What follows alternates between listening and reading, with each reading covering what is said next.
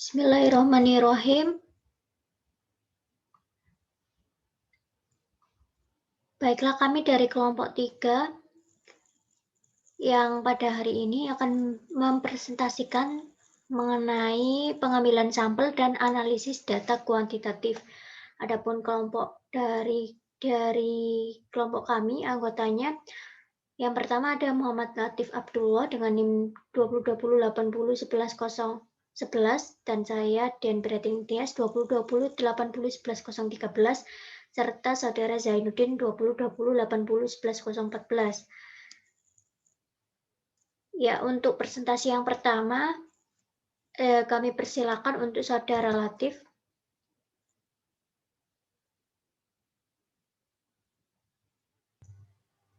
Ya, baik.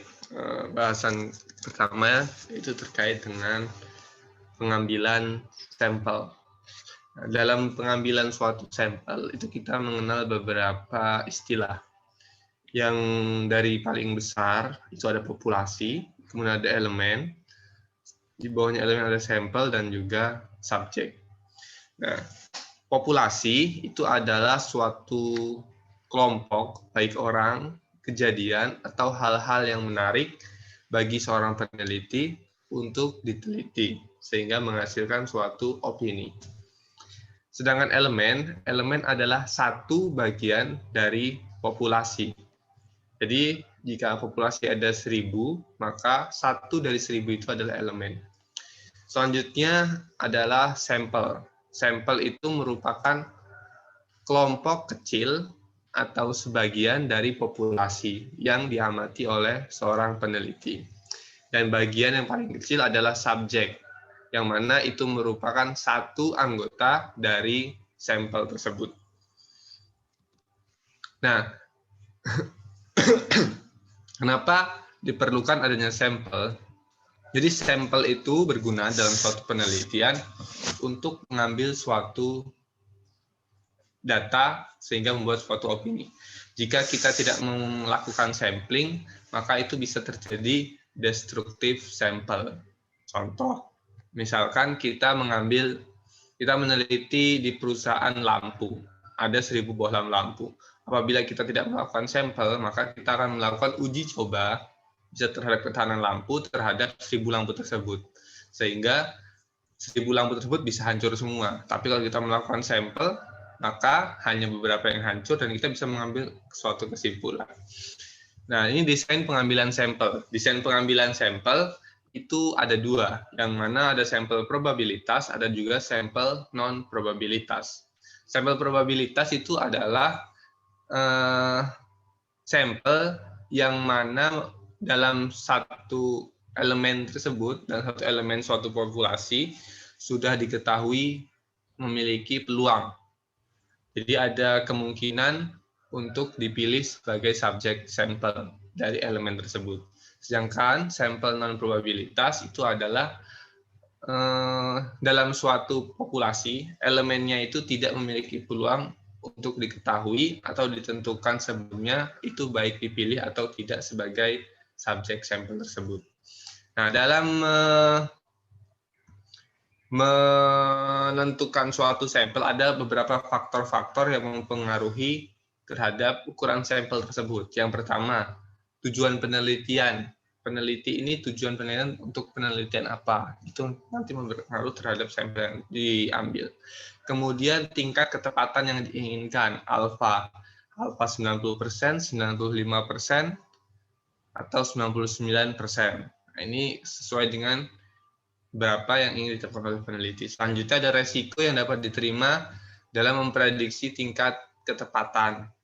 Selanjutnya ada jumlah variabel dalam populasi tersebut, dan juga ada kendala biaya dan waktu, serta dalam beberapa kasus ukuran dari suatu populasi itu juga menjadi suatu variabel penentu terhadap pengambilan sampel. Nah, di sini ada beberapa desain pengambilan sampel, yang mana tadi ada dua jenis, yaitu sampel probabilitas dan juga sampel non-probabilitas.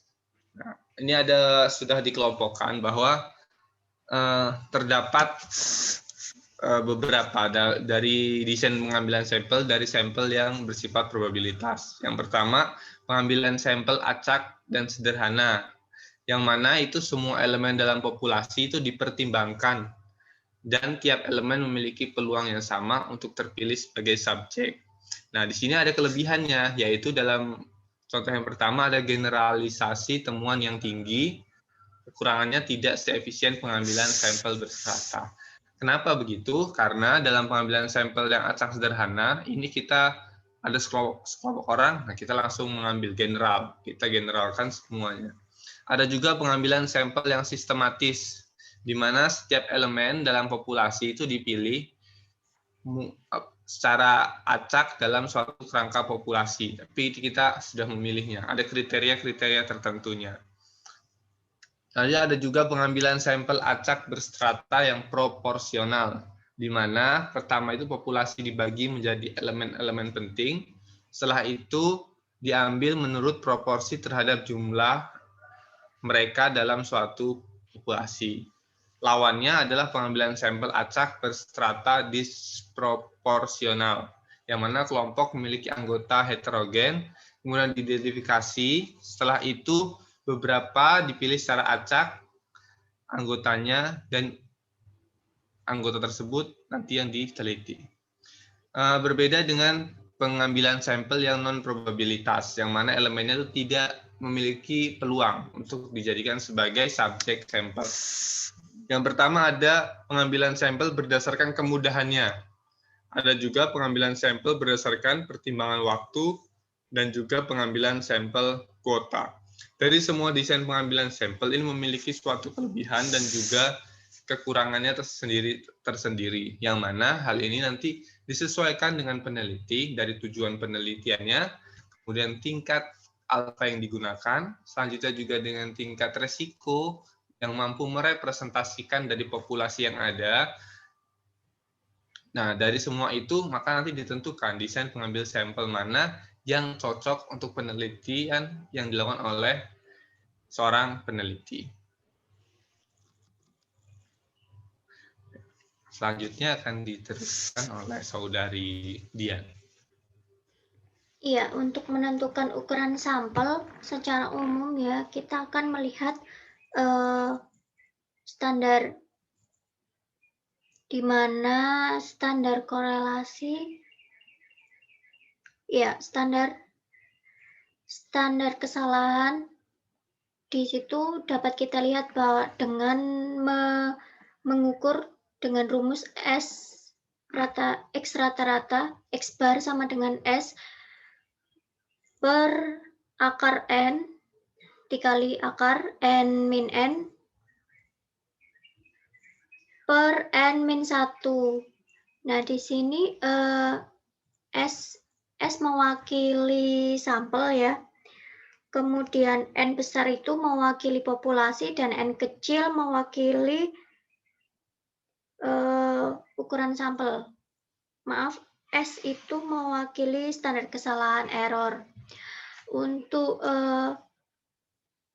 standar ukuran sampel yang lain juga dijabarkan oleh Krejci dan Morgan pada tahun 1970 serta Cohen tahun 1969, di mana beliau menentukan standar ukuran pengambilan sampel dari suatu populasi. Misalnya di tabel ini ya kita bisa lihat N itu merupakan populasi dan S itu standar kesalahannya.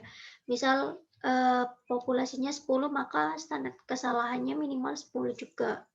Lalu contoh lain seperti di tabel kita bisa lihat, misalnya populasinya 1.200, kita bisa meminimalkan bahwa standar kesalahannya 291 dan sebagainya. Teman-teman bisa lihat tabelnya di buku untuk keterangan lebih lanjut. Kemudian analisis data kualitatif ya. Setelah sampel itu kita kumpulkan, maka langkah selanjutnya adalah kita menginput data. Namun sebelumnya data itu kita siapkan.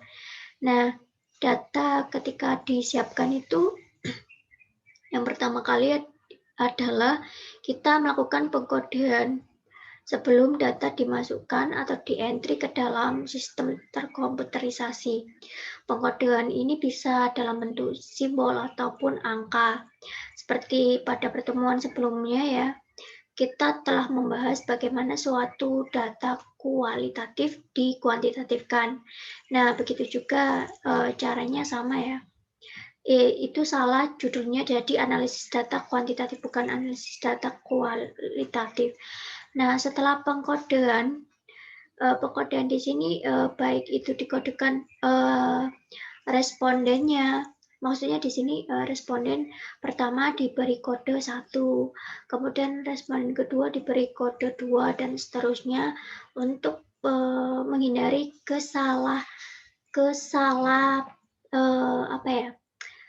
campur datanya itu bercampur antara jawaban atau pernyataan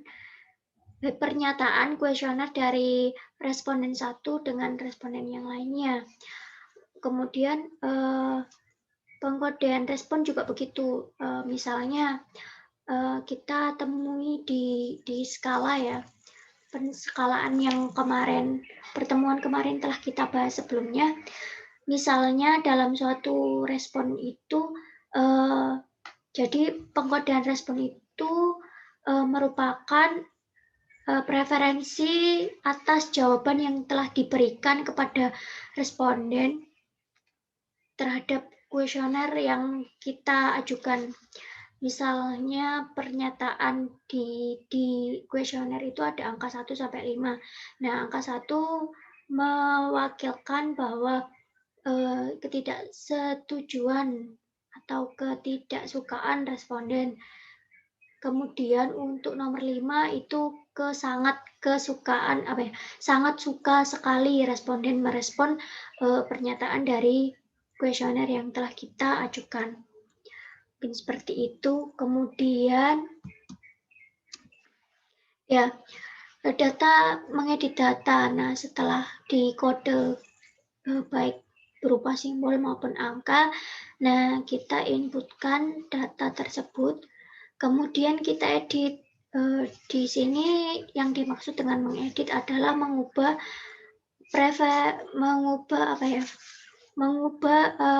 interpretasi. Jadi misalkan ada respon yang tidak konsisten, maka kita mengubah, dalam artian di sini tidak mengubah nilainya, namun mengubah representasinya agar sesuai dengan asumsi klasik, agar standar asumsi supaya kita bisa menganalisis lebih lanjut, maksudnya begitu. Nah, bagaimana kita mengeditnya? Misalnya respon tidak konsisten. Apa yang dimaksud dengan respon tidak konsisten? Misalkan dalam suatu penelitian ini ada usia ya, pengkategorian usia. Nah, rata-rata responden yang menjawab penelitian tersebut, yang merespon penelitian kita, itu berada di range usia antara 20 sampai 25 tahun. Nah, sedangkan ada gap di sini, ada satu responden yang menjawab atau memiliki usia 90 tahun. Nah, satu ini bisa menjadi gap apabila kita tidak menghiraukan data tersebut. Nanti akan menjadi hasil dari penelitian tidak mewakili dari pernyataan populasi begitu. Nah, sampelnya itu tidak menggambarkan gambaran populasi yang sebenarnya begitu. Nah, bagaimana sebaiknya? Nah, respon yang tidak konsisten ini bisa kita hilangkan atau bisa kita ganti dengan responden yang lainnya yang sesuai dengan kriteria atau sesuai dengan jawaban mayoritas yang telah dijawab oleh responden atau mayoritas responden supaya tidak terjadi gap yang terlalu besar dan data tersebut bisa kita proses untuk dianalisis lebih lanjut. Kemudian transformasi data. Nah, apa sih yang dimaksud dengan transformasi data? Transformasi data adalah proses perubahan representasi numerik awal dari nilai kuantitatif menjadi nilai yang lain. Nah, biasanya ini jadi kita tidak merubah nilainya, tapi kita merubah representasinya supaya kita bisa mengedit sesuai dengan asumsi. Jadi di sini ada ya beberapa transformasi data, antara lain transformasi square root atau akar, transformasi logaritma, transformasi arsin, transformasi inverse square root, transformasi inverse square, transformasi inverse kubik, dan transformasi reverse score. Nah, di sini kapan kita menggunakan transformasi berikut? Nah, kita sesuaikan lagi dengan waktu, kemudian tujuan dari penelitian kita, kemudian biaya maupun ya tingkat kesulitan dan juga signifikansi. Namun kita bisa mencermati ya, kebanyakan yang umumnya atau sewajarnya kita gunakan itu kebanyakan logaritma. Log itu ya yang biasanya kita gunakan di SPSS ataupun di eViews. Untuk slide selanjutnya mungkin akan dijelaskan oleh Saudara Zainuddin. Untuk waktu kami persilakan. Baik, saya akan melanjutkan presentasinya yaitu mengenai frekuensi. Nah, frekuensi ini dalam hal ini mengacu pada beberapa kali berbagai subkategori fenomena tertentu terjadi, dari yang mana presentase kumulatif kemunculannya dapat dihitung dengan mudah. Terus di sini juga frekuensi juga dapat ditampilkan secara visual sebagai diagram batang, histogram, atau diagram lingkaran. Ada bagan batang, histogram, dan berbagai bagan membantu dalam memahami data. Terus slide selanjutnya ini cara ukuran tendensi sentral. Dalam ukuran ini ada 3, yaitu mean, yaitu rata-rata, adalah ukuran tendensi sentral yang menawarkan gambaran umum tentang data tanpa perlu membanjiri satu data dengan masing-masing pengamatan dalam kumpulan data.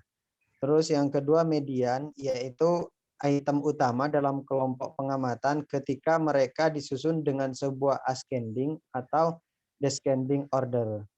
Terus yang ketiga ada modus. Modus dalam beberapa kasus adalah serangkaian pengamatan tidak memberikan representasi yang berarti melalui mean atau median, tetapi dapat ditandai dengan fenomena yang paling sering terjadi. Terus slide selanjutnya ada pengukuran dispersi. Pengukuran dispersi itu ada 3 juga, yaitu ada range, yaitu mengacu pada nilai ekstrim dalam serangkaian pengamatan. Nah, kisarannya antara 30 dan 50 untuk perusahaan A, terus sedangkan kisarannya antara 10 dan 70 unit untuk perusahaan B. Itu rank ya. Terus ada varian. Varian itu dihitung dengan mengurangi mean dari masing-masing observasi dalam kumpulan data, mengambil kuadrat dari selisih ini, dan membagi totalnya dengan jumlah pengamatan. Terus yang ketiga adalah deviasi standar, yang merupakan ukuran lain dari dispersi untuk interval dan rasio skala data, menawarkan indeks penyebaran distribusi atau variabilitas dalam data. Terus selanjutnya usaha luar biasa, yaitu statistik deskripsi bagian 1. Dalam hal ini statistik deskriptif seperti maksimum, minimum, mean, standar variasi, dan varian diperoleh item berskala interval dari studi Excelsior Enterprise. Nah, terus pemeriksaan lebih lanjut dari data yang hilang biasanya itu terungkap bahwa setiap peserta menjawab semua atau sebagian besar pertanyaan. Oleh karena itu, tidak ada kuesioner yang dibuang. Data yang hilang akan diabaikan selama analisis selanjutnya. Dari sini kami dapat melanjutkan dengan analisis terperinci lebih lanjut dengan menguji kebaikan data. Terus selanjutnya dalam menguji kebaikan ukuran, itu ada dua, yaitu yang pertama keandalan, yaitu suatu ukuran ditetapkan dengan menguji konsistensi dan stabilitas. Konsistensi menunjukkan seberapa baik item yang mengukur suatu konsep dapat digabungkan sebagai satu kesatuan. Terus keabsahan.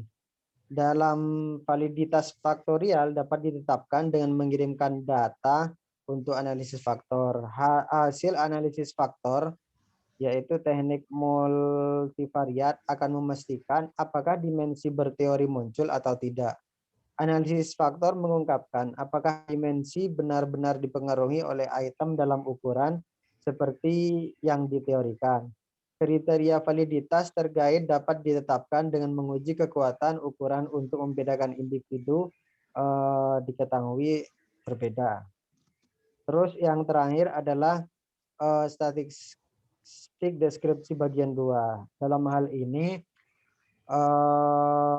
penjelasannya itu setelah skor baru untuk ekuitas yang dirasakan, pengayaan pekerjaan, terus kelelahan dan niat untuk pergi telah dihitung. Terus biasanya itu siap untuk diteliti untuk menganalisis data lebih lanjut. Statistik deskriptif seperti maksimum, minimum, sarana, standar, variasi, dan varian sekarang dapat diperoleh untuk multi-item. Independen berskala interval dan dependent variabel. Terlebih lagi, matrik dalam korelasi juga dapat diperoleh untuk memeriksa bagaimana variabel dalam model kami terkait satu sama lain. Mungkin itu saja presentasi dari kelompok kami. Kurang dan lebihnya mohon maaf. Wassalamualaikum warahmatullahi wabarakatuh.